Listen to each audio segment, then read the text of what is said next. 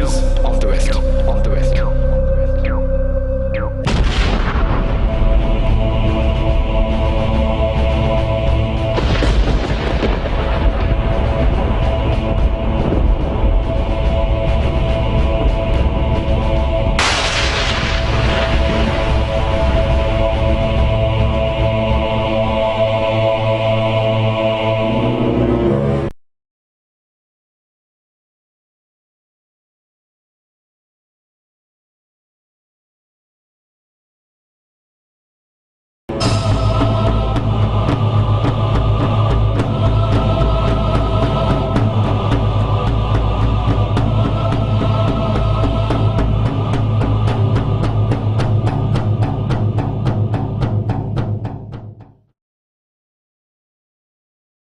হ্যাঁ ভাই, আমার নাম অভিষেক।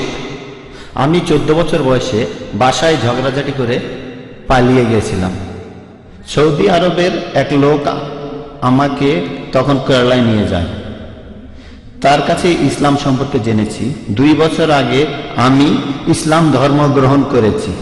আমি এখন সব দর্শক শ্রোতার সামনে সাক্ষ্য দিচ্ছি, আশহাদু আন লা ইলাহা ইল্লাল্লাহ আশহাদু আন্না মুহাম্মাদান আবদুহু ওয়া রাসূলুহু।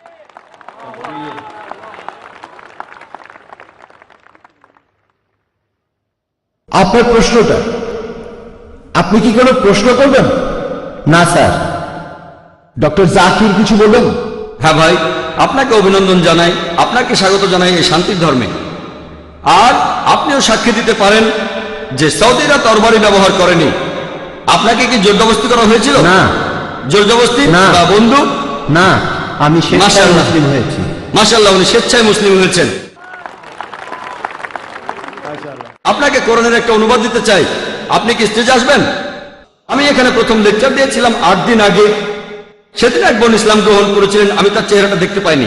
আমি শুধু বাম দিকের মাইকের প্রশ্নকারী চেহারাটা দেখতে পাই, বাম দিকের মাইক আর কাউকে দেখতে পাই না। প্রথম দিনের সেই মহিলাকেও আমি দেখিনি। আর শনিবারে IBS এ প্রশ্ন করলো গোয়েন্দারা যে সেই মহিলা কোথায়। বললাম আমি তো তাকে চিনি না। আপনারা হয়তো টিভিতে তাকে দেখেছেন, এখানে অনেক মানুষ আছেন, টেলিভিশনে দেখলে হয়তো সেই মহিলাকে আপনারা দেখতে পারেন। আপনি এখানে সাক্ষ্য দিতে পারেন যে আপনাকে জবরদস্তি করা হয়নি। এখানে জবরদস্তি করা যায় না, মুসলিম বানানো যায় না। স্বেচ্ছায় করলে হতে পারে। আমাদের এই দেশ, আমাদের এই ইন্ডিয়া, পৃথিবীতে এমন দেশ খুব কমই আছে যে দেশের সংবিধানে লেখা আছে যে ইন্ডিয়ার প্রত্যেক নাগরিকেরই তার ধর্ম প্রচার ও পালন করার ন্যায্য অধিকার আছে। এটা গণতান্ত্রিক দেশ। এজন্য আমি গর্বিত, কারণ এই দেশে মানুষ তার নিজের ধর্ম পালন ও প্রচারের অধিকার রাখে। জবরদস্তি করে কোনো ধর্ম গ্রহণে বাধ্য করা এটা নিষিদ্ধ।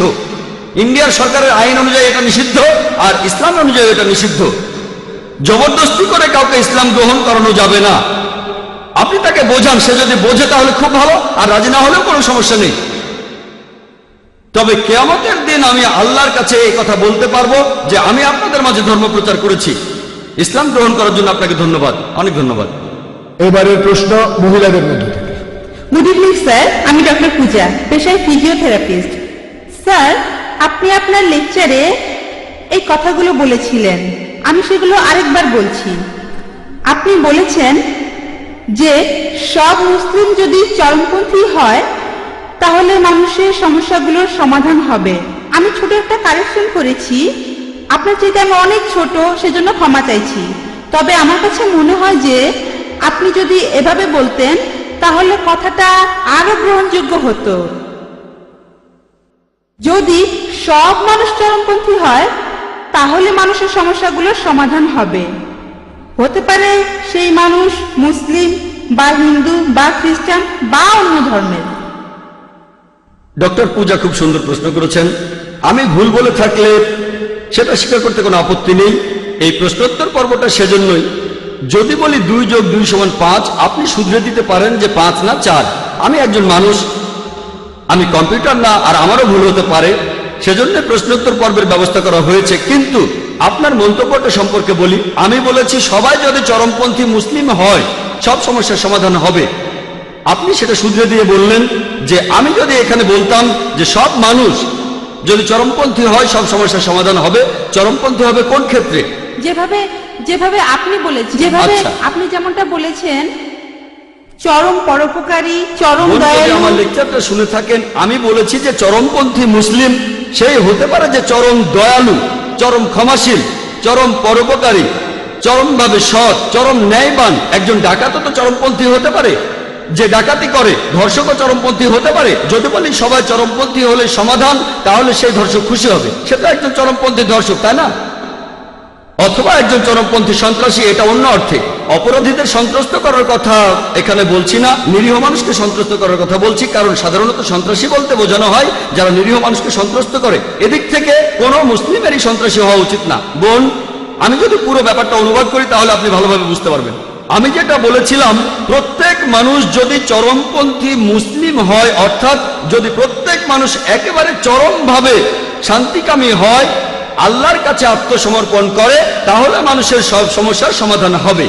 যেহেতু আরবি শব্দটা ব্যবহার করেছি, এটা আবার অনেকে হজম করতে পারে না। আপনার কথা বলছি না বোন, আমি মিডিয়ার কথা বলছি। ইসলাম অথবা মুসলিম এই কথাগুলো তারা হজম করতে পারে না, তাই আমি কথাগুলো অন্যভাবে বলছি যাতে করে অমুসলিমরাও এটা বুঝতে পারে।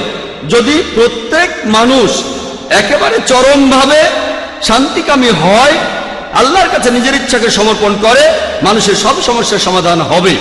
হোক সেই মানুষ মুসলিম, হিন্দু বা খ্রিস্টান।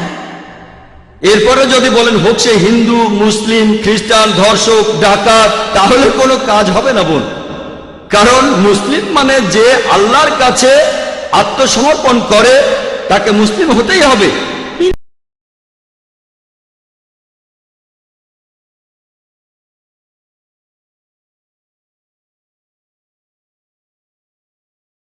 হিন্দু শব্দটার মানে কি জানেন আপনি?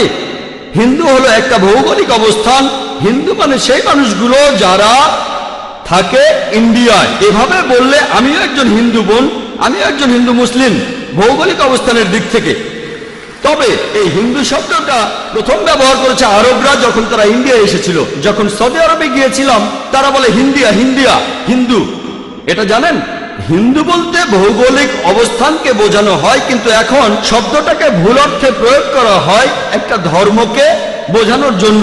স্বামী বিবেকানন্দের কথা অনুযায়ী তিনি বলেছেন, এই ধর্মের অনুসারীদের বলা উচিত বেদান্তবাদী, কারণ তারা বেদের কথা মেনে চলে।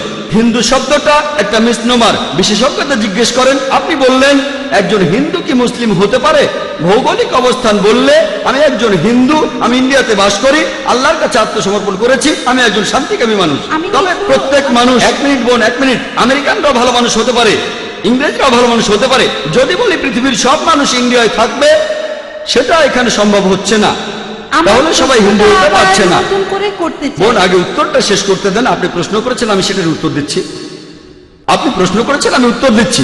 আপনি আরেকটা চান্স পাবেন, সমস্যা নেই বোন, অবশ্যই। তবে আগে শেষ করতে দেন। আপনি যে শব্দটা বলেছেন সেটার অর্থ আপনার জানা উচিত। যদি পৃথিবীর সবাই ইন্ডিয়ায় থাকে, ইন্ডিয়ার সরকার সমস্যায় পড়ে যাবে। তারা বলে হাম দো হামারে দো, এককে বাদ আবি নেই, দোকে বাদ কাবি নেই। ফ্যামিলি প্ল্যানিং এর কথা বলে, আমরা দুইজন সন্তান, দুইজন, হাম দো হামারে দো, এককে বাদ আবি নেই, দোকে বাদ কাবি নেই। এক সন্তানের পরে একটু বিরতি, দ্বিতীয় সন্তানের পরে আর কোনো সন্তান নেবেন না। ফ্যামিলি প্ল্যানিং এ সম্পর্কে বলেছি কোরআনের মডার্ন সায়েন্সে। তাই বোন, আপনি যে শব্দটা বলেছেন সেটার অর্থ না জানলে আপনি ভুল বুঝতে পারেন। আপনি যদি একজন হিন্দু হন, ঈশ্বরের কাছে আত্মসমর্পণ করেন, এরপর যদি বেদ মেনে চলেন, আমার লেকচার যদি দেখে থাকেন ইসলাম ধর্ম আর হিন্দুইজমের মধ্যে সাদৃশ্য নিয়ে, বেদ বলছে তোমরা এক ঈশ্বরকে বিশ্বাস করবে। যদি বেদের কথা মানেন, উপনিষদে উল্লেখ আছে, ছান্দোগ্য উপনিষদ 6 নম্বর অধ্যায়ের 2 অনুচ্ছেদের 1 নম্বর পরিচ্ছেদে বলা হয়েছে যে এককাম এবিদ্বিতীয়াম, ঈশ্বর কেবলমাত্র একজন, দ্বিতীয় কেউ নেই। বেদে উল্লেখ করা হয়েছে, যজুর্বেদের 32 নম্বর অধ্যায় 3 অনুচ্ছেদে আছে, নাতাস্তি প্রতিমা আস্তি, মহান সৃষ্টিকর্তার কোনো প্রতিমা নেই। প্রতিমা মানে ছবি, মূর্তি, ভাস্কর্য, ফটোগ্রাফ। বেদের কথা অনুযায়ী মহান সৃষ্টিকর্তার কোনো ছবি নেই, কোনো ফটোগ্রাফ নেই, কোনো ভাস্কর্য নেই, কোনো মূর্তি নেই। যদি এমন হিন্দু হয়ে থাকেন, বেদে উল্লেখ আছে যে আরেকজন অবতার পৃথিবীতে আসবেন, সর্বশেষ রাসূল, তার নাম হবে মুহাম্মদ সাল্লাল্লাহু আলাইহি সাল্লাম। এ কথা বলা হয়েছে কল্কি অবতারে 2 নম্বর অধ্যায়ের 5 অনুচ্ছেদে, 7 অনুচ্ছেদে, 9 অনুচ্ছেদে, 11 অনুচ্ছেদে, 15 অনুচ্ছেদে, যে এই কল্কি অবতার জন্মগ্রহণ করবে শান্তি নামের একটি শহরে অর্থাৎ মক্কা। তার বাবার নাম হবে বিষ্ণু ইয়াস অর্থাৎ সৃষ্টিকর্তার ভৃত্য, আরবিতে আব্দুল্লাহ, আর নবীজির বাবার নামও ছিল আব্দুল্লাহ। তার মায়ের নাম হবে সুমতি অর্থাৎ শান্তিপ্রিয়, প্রশান্ত, আরবিতে বললে হবে আমিনা, আর আমাদের নবীজির মায়ের নামও ছিল আমিনা। সে জন্মাবে মাধব মাসের 12 দিনে। নবীজি 12 রবিউল আউয়ালে জন্মেছিলেন। তার 4 জন সঙ্গী থাকবে, ইনারা হলেন খুলাফায়ে রাশিদিন। আমি এভাবে আরো বলে যেতে পারি। আমি এখানে সংক্ষেপে হিন্দুইজম আর ইসলামের সাদৃশ্যগুলো বললাম। আমি আপনাকে যেটা বলবো, আসলে এটা মেনে নেই। অন্তত একটা বই ঈশ্বর পাঠিয়েছেন। হিন্দুরা বলবে যে বেদ হচ্ছে ঈশ্বরের বাণী, খ্রিস্টানরা বলবে বাইবেল ঈশ্বরের বাণী, মুসলিমরা বলবে কোরআন ঈশ্বরের বাণী। ধর্মগ্রন্থগুলোতে যে কথাগুলো এক, আসুন সেই সাদৃশ্যগুলো দেখি। তাআলা ইলা কালিমাতিন সাওয়াইন বাইনানা ওয়া বাইনাকুম, এসো সেই কথা যাহা তোমাদেরও আমাদের মধ্যে এক। এখন যেখানে সাদৃশ্য নেই সেটা নিয়ে এখন লড়াই করব না, পরে কোনো একদিন করব। হ্যাঁ, আসুন আগে আমরা এটা মানি যে সবগুলো ধর্মগ্রন্থ, সবগুলো প্রধান ধর্মগ্রন্থ, হোক সেটা বাইবেল, হোক সেটা বেদ, হোক সেটা কোরআন, হোক পার্সি ধর্মগ্রন্থ, হোক শিখ ধর্মগ্রন্থ, সবাই বলছে ঈশ্বর কেবলমাত্র একজনই। বেশিরভাগ প্রধান ধর্মই কথা বলেছে যে শেষ একজন নবী আসবেন। বাইবেলে উল্লেখ করা হয়েছে ডিউটেরোনমি 18 অধ্যায়ের 18 অনুচ্ছেদ, বুক অফ ডিউটেরোনমি 18 অধ্যায়ের 19 অনুচ্ছেদ, বুক অফ আইজায়া 29 অধ্যায়ের 12 অনুচ্ছেদে, সং অফ সলোমন 5 অধ্যায়ের 16 অনুচ্ছেদে, এরপর নিউ টেস্টামেন্টে গসপেল অফ জন 14 অধ্যায়ের 16 অনুচ্ছেদে, গসপেল অফ জন 15 অধ্যায়ের 26 অনুচ্ছেদে, গসপেল অফ জন 16 অধ্যায়ের 7 অনুচ্ছেদে, গসপেল অফ জনের 16 অধ্যায়ের 12 থেকে 14 অনুচ্ছেদে বলা আছে যে যীশু খ্রিস্ট বলেছেন, তোমাদের আমি অনেক কথাই বলবো, কিন্তু তোমরা সবকিছু বুঝতে পারবে না। কারণ যখন সত্যের বার্তাবাহক আসবে, সে তোমাদের সত্যের পথে পরিচালিত করবে। সে তার নিজের কথা বলবে না, যা শুনবে তাই বলবে। তাহলে বিভিন্ন প্রধান ধর্মগ্রন্থ থেকে যেটা জানতে পারি, আমরা বিশ্বাস করবো এক ঈশ্বরে, তার কোনো ছবি নেই, তার কোনো প্রতিমা নেই। আমরা বিশ্বাস করবো সর্বশেষ আর চূড়ান্ত নবীকে। আসলে এগুলো মেনে নেই, আমরা অমিলগুলো নিয়ে কথা বলবো না। আসুন আমরা সেটা মানি যেটা এক, হিন্দু ধর্মগ্রন্থে, পার্সি ধর্মগ্রন্থে, খ্রিস্টান ধর্মগ্রন্থে। আপনি বললেন হিন্দু মুসলিম, আমি পার্সি ধর্মের কথা বলছি, আমি ইসলামের কথা বলছি। যেগুলো এক সেগুলো আমরা মেনে নেই। আর ইনশাআল্লাহ পৃথিবীর সমস্ত মানুষ যারা ঈশ্বরে বিশ্বাস করে, তারা যদি এটা মানে যে ঈশ্বর একজন, তার কোনো প্রতিমূর্তি নেই, আর যদি বিশ্বাস করে যে আল্লাহ প্রেরিত সর্বশেষ চূড়ান্ত নবী মুহাম্মদ সাল্লাল্লাহু আলাইহি সাল্লাম, তাহলে আপনারা দেখতে পাবেন যে পৃথিবীর সমস্ত মানুষই হবে চরমভাবে শান্তিকামী মানুষ, আল্লাহর কাছে নিজের ইচ্ছাকে সমর্পণ করবে। তাহলে মানুষের সব সমস্যার সমাধান হবে। আশা করি উত্তরটা পেয়েছি। হ্যাঁ, ধন্যবাদ স্যার।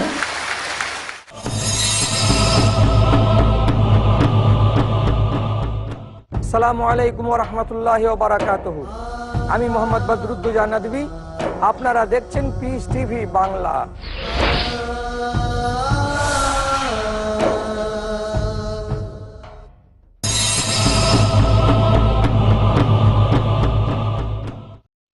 হ্যাঁ ভাই, প্রশ্ন করেন। জাকির ভাই, আপনার কাছে আমার একটা প্রশ্ন আছে। এখানে যেসব মুসলিম ভাই ও বোনেরা আছেন, তাদের অনুভূতিতে আঘাত লাগলে আমি ক্ষমা চাচ্ছি। আমার নাম মহেশ মেহতা, আর আমি ব্যবসা করি। আপনাদের পবিত্র কোরআন এটা আল্লাহর পাঠানো আসমানি কিতাব নয়। কেন?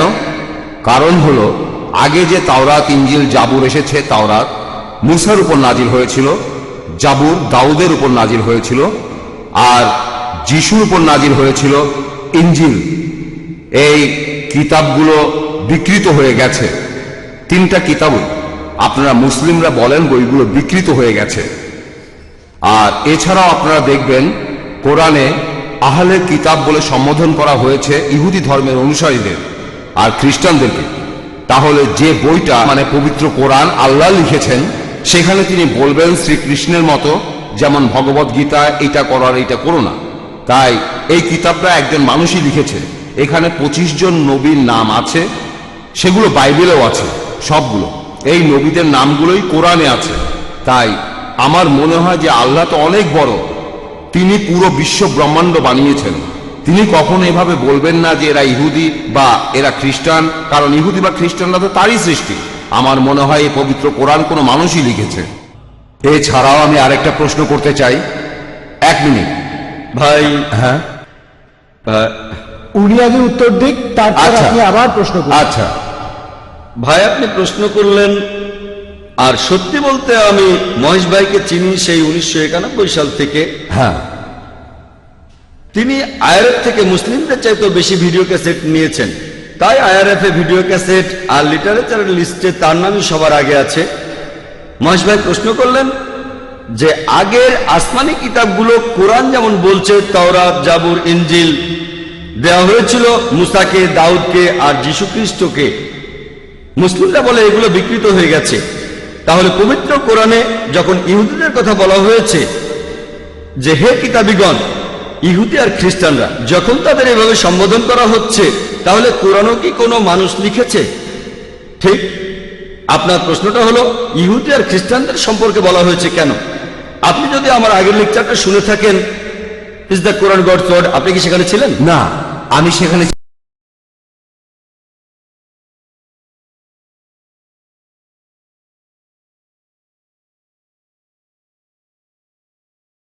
ছিলাম না। অন্য কিছু ইত্যাদি লেকচারটা ছিল 2 ঘন্টার, সেগুলো রিপিট করব না। তবে আপনার মূল প্রশ্নতে আসি। কোরআন বলছে যে হে কিতাবীগণ, তার মানে এর মানে দাঁড়াচ্ছে এই কোরআন লিখেছে একজন মানুষ। ভাই কোরআন পড়লে দেখবেন, আর আপনি ঠিকই বলেছেন, কোরআনে 25 জন নবীর নাম বলা হয়েছে, আর এখানে যতজন নবী রাসূলের নাম বলা হয়েছে তারা সবাই ইহুদি। দেখবেন যে এই নামগুলো বাইবেলে বলা হয়েছে। কোরআনের প্রায় 1/3 ইহুদিদের সম্পর্কে বলা হয়েছে। কেন? এটা উদাহরণ যে আল্লাহ তাআলা সুবিধা দিয়েছিলেন ইসরায়েলের মানুষদের, হে বনি ইসরাইল, আমি একসময় তোমাদের অনুগ্রহ করেছিলাম, কিন্তু তোমরা তখন এই কাজগুলো করেছো। পবিত্র কোরআনে এই উদাহরণগুলো দিয়েছেন আল্লাহ তাআলা, যে তারা নবী ছিলেন যারা আগে এসেছিলেন এই মানুষদের কাছে। কিছু মানুষ নবীকে প্রত্যাখ্যান করেছিল, কিছু মানুষ গ্রহণ করেছিল।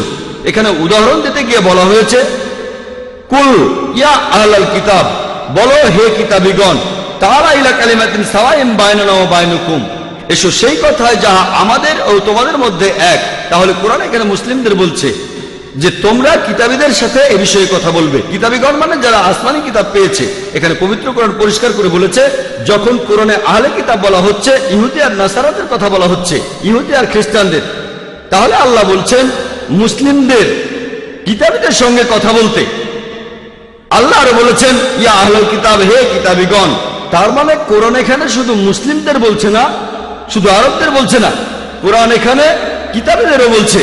সেজন্যই আমি বলেছি যে এই সর্বশেষ চূড়ান্ত আসমানি কিতাব পবিত্র কোরআন, এটা শুধু মুসলিম বা আরবদের জন্য নাজিল হয়নি, নাজিল হয়েছে পুরো মানুষ জাতির জন্য। যদি এটা কোনো মানুষ লিখতো, যদি কোরআন কোনো মানুষ লিখতো, আপনি যেটা বললেন, তাহলে আল্লাহ কখনোই বলতেন না যে যাও ইহুদি আর খ্রিস্টানদের বলো তাদের ধর্মগ্রন্থে এটা আছে।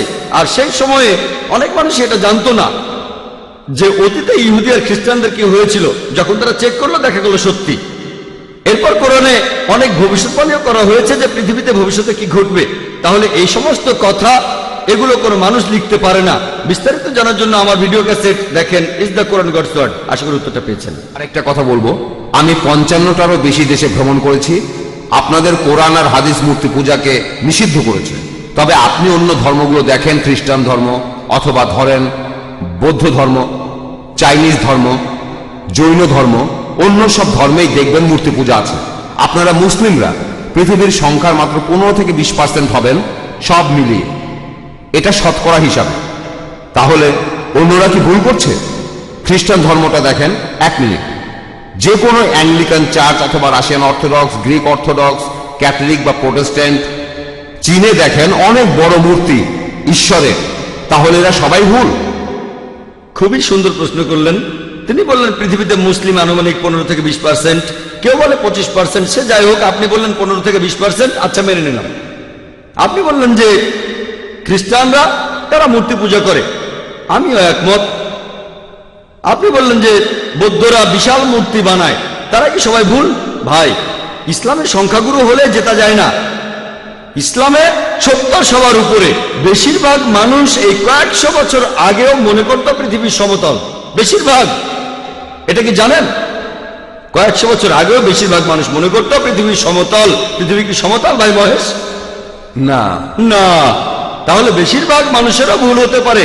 ইসলাম ধর্মে আল্লাহ পবিত্র কোরআনে বলেছেন, সূরা ইসরার 81 নম্বর আয়াতে উল্লেখ করা হয়েছে, ওয়াকুল জাল হক ওয়া জাকাল বাতিল ইন্নাল বাতিলা কানা জাউকা, বলো সত্য উপস্থিত হয়েছে, মিথ্যা বিলুপ্ত হয়েছে। কারণ মিথ্যা প্রকৃতিগত কারণে বিলুপ্ত হবে। সেজন্য ইসলাম ধর্মের সংখ্যাগুরু হলে জেতা যায় না।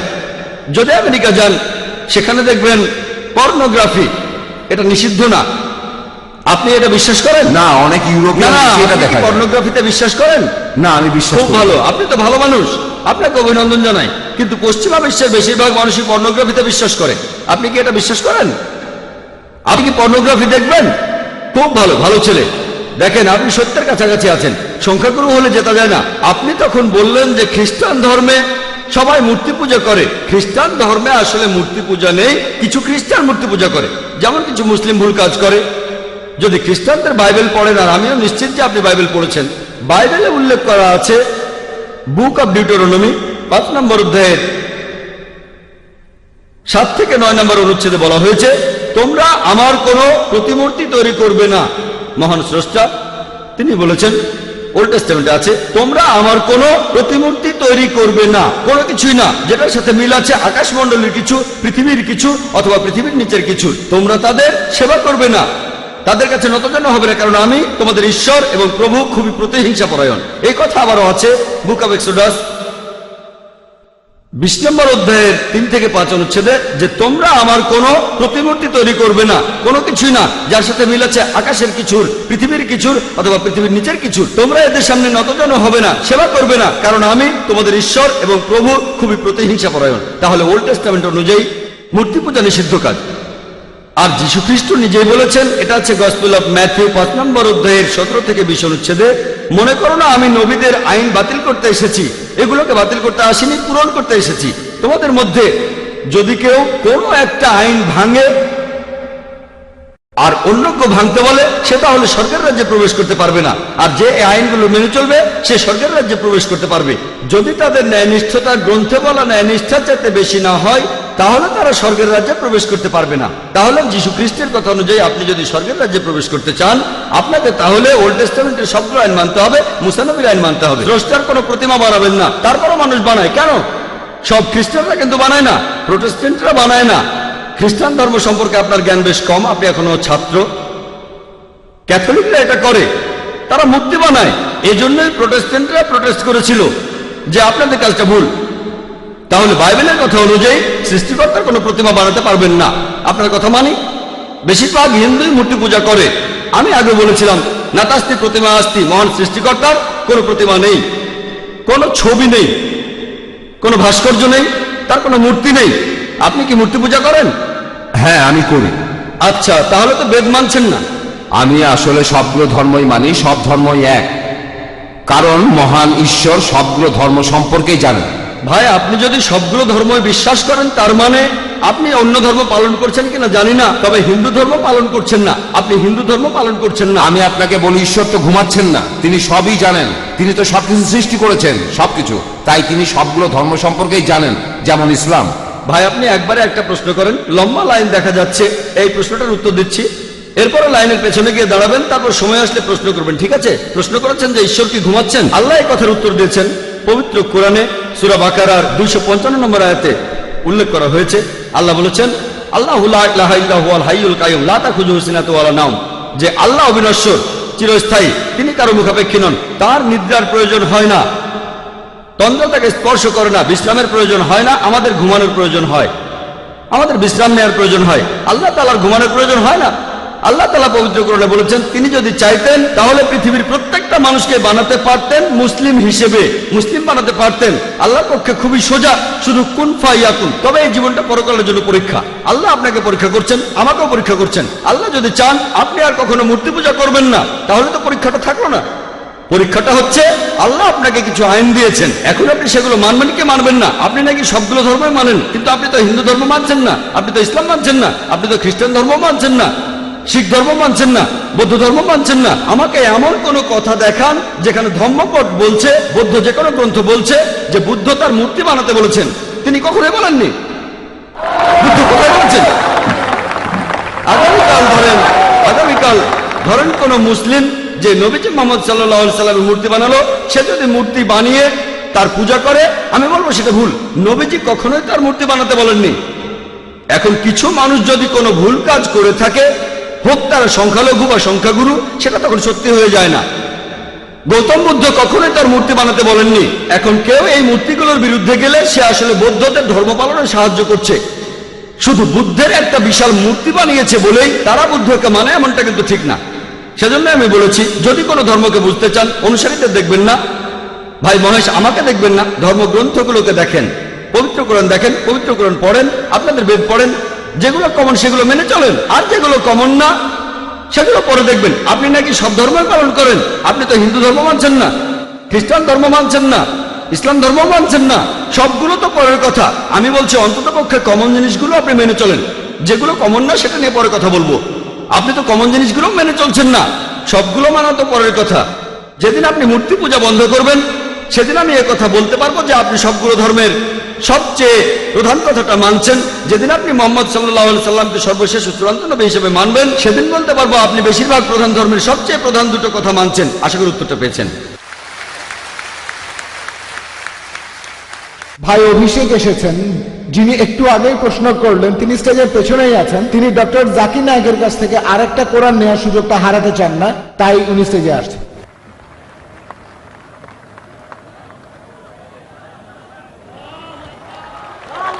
তাকবীর। উনি স্টেজের পেছনে এসে ভলান্টিয়ারদের কাছে প্রথমে বলেছিলেন, আর শুনে আমরা বললাম আলহামদুলিল্লাহ, ঠিক আছে।